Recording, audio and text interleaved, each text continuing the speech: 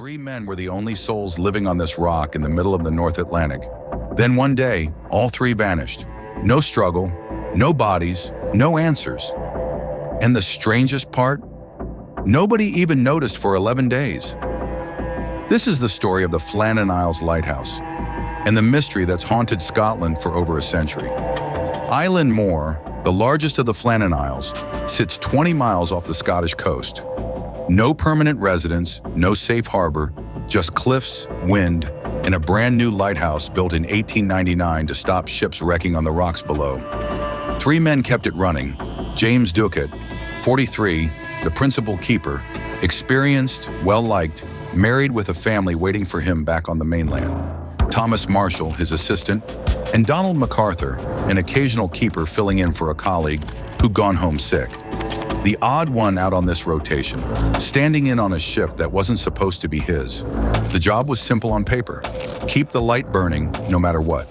In practice, it meant weeks of total isolation on a rock that barely qualified as land.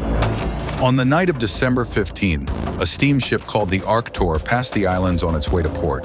The crew noticed something wrong. The lighthouse wasn't lit. That should have been impossible. These men didn't take nights off, but the ship had no way to report it until it reached dock. Days later, by the time the warning even reached the Northern Lighthouse Board, the light had already been out for over a week. By the time a relief ship could finally get out to Eilean Mòr, 11 days had passed since anyone had laid eyes on that light. What the relief crew found when they finally climbed those cliffs would turn this into one of the most debated disappearances in maritime history.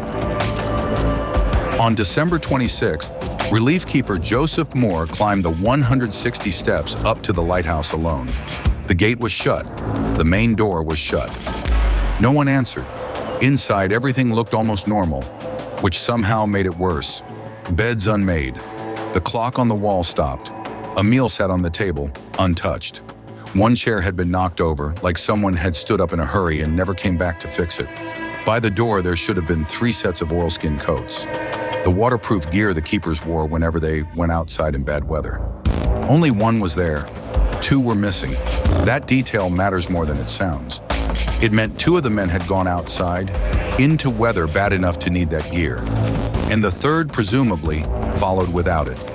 All 3 were gone. None of them were ever found. The official investigation, led by Superintendent Robert Muirhead, landed on the most likely explanation: a rogue wave. Storm damage was found near the island's west landing. Heavy equipment ripped loose. 2 keepers likely went out to secure it during a storm and were swept away by a huge wave. The 3rd broke protocol to go after them, without his coat, and met the same fate. It's plausible. Storms there really were violent enough to do this, but it's never been proven. No witnesses, no bodies, no remains, ever.